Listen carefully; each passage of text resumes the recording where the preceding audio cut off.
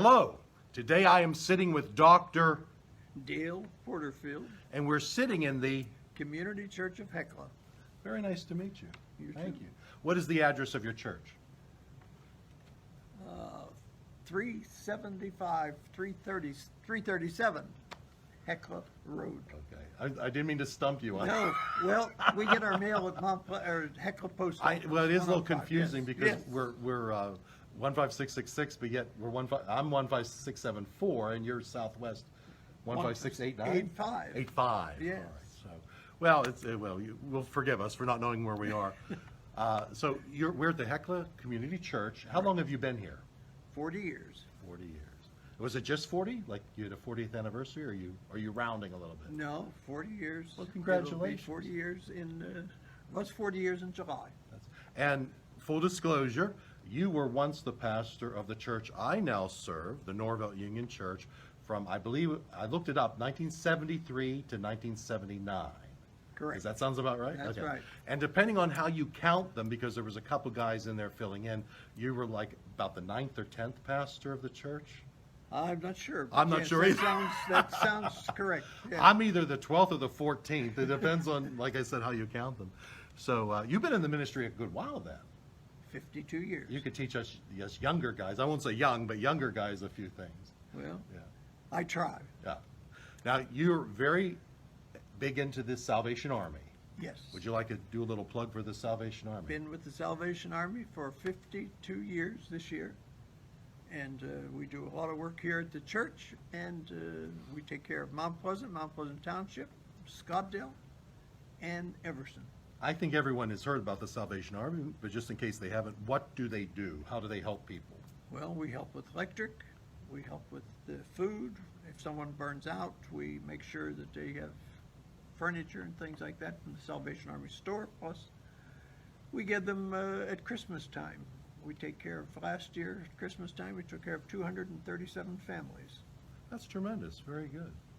You know, we live our own lives with blinders on. You don't even realize there's 237 families around us in need. That's right. And the Salvation Army in this area is meeting that need. So that's awesome.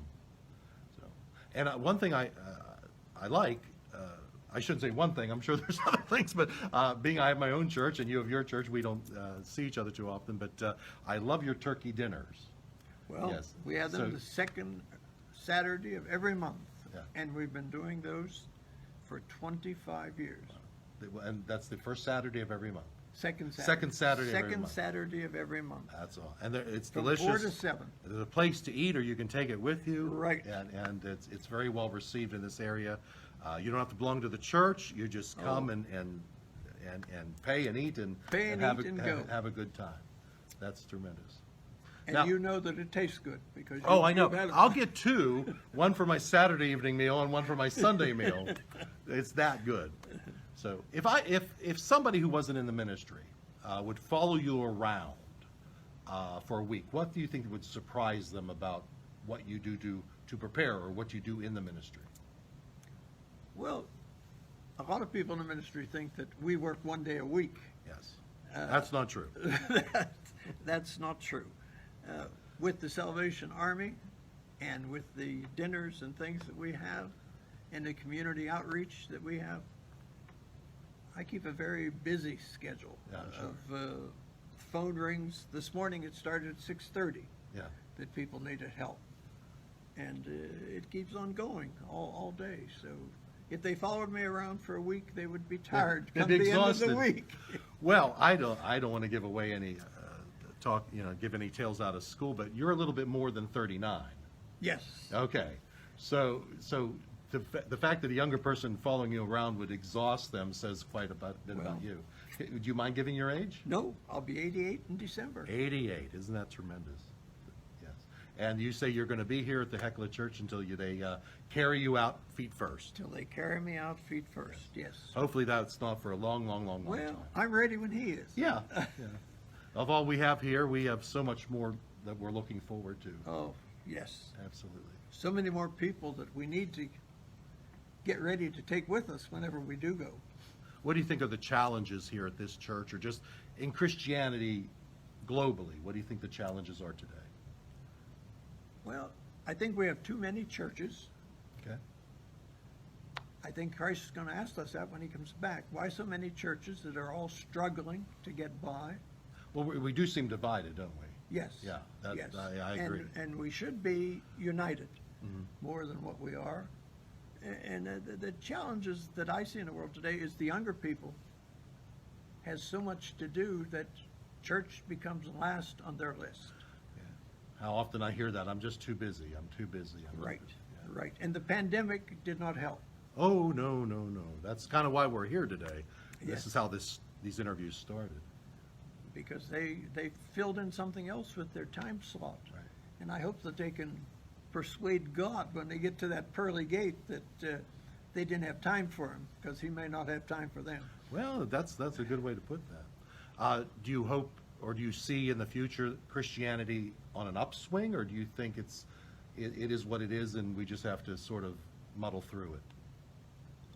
Well, in the 50-some years, I'm not ready to give up, so good. I'll not say that it's going down. I'm hopeful every Sunday.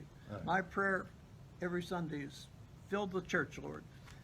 And he doesn't do it all the time, but he never told us he'd answer all our prayers. Well, it may not be filled with people, but I would think it's filled with the Spirit. Oh, amen. Yeah. Yes. yes. What are the times of your services?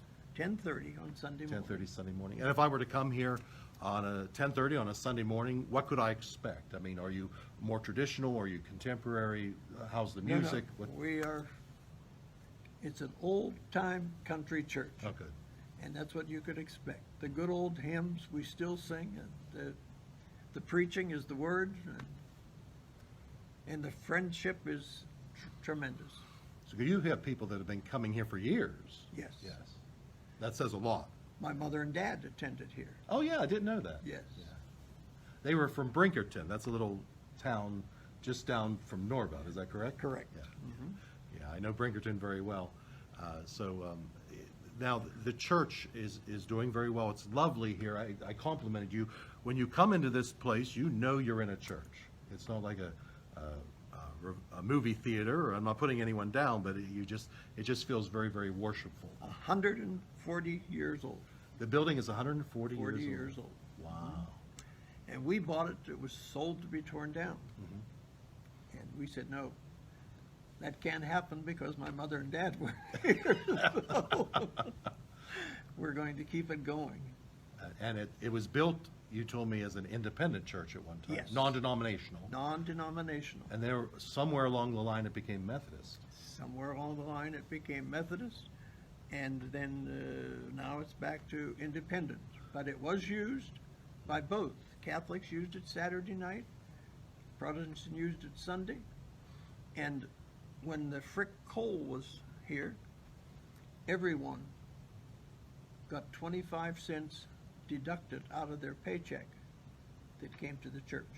Oh, wow. Like a mandatory tithe. It was, yes, Oh, gee. that's what kept. Back kept then, the- I guess you could do stuff like that today. kept the There'd be a church- riot. Oh, but There'd be blood in the streets if people did that today. But they kept the church going with that.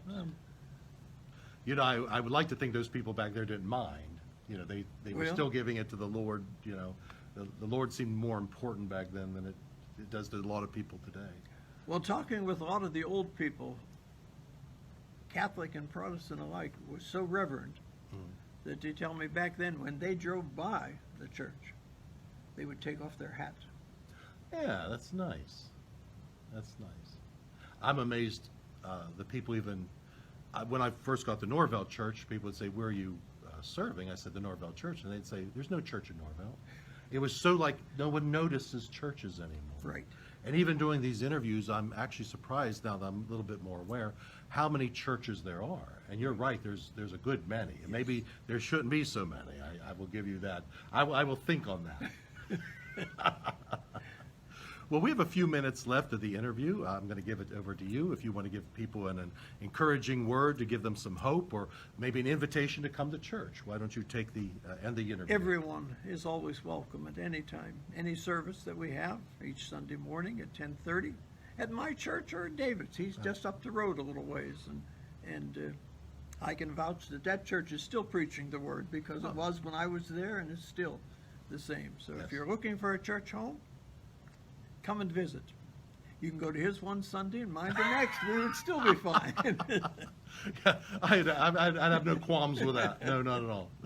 Well, I thank you for your time. This has been a wonderful getting to Thank know you. getting to re-know you. We bump into each other once in a while, but Yes. you're busy in your church, I'm busy in mine, and this is kind of what the interview is about. And I don't know if I told this or not, but I went to Norvelt Church when I was a little boy, when you were the When I was pastor. the pastor. So it is an honor to sit here and interview you. And pastored your mother and dad as Yes, well. yes, they were around back then too. Well, until next time, God bless. Yes. God bless you.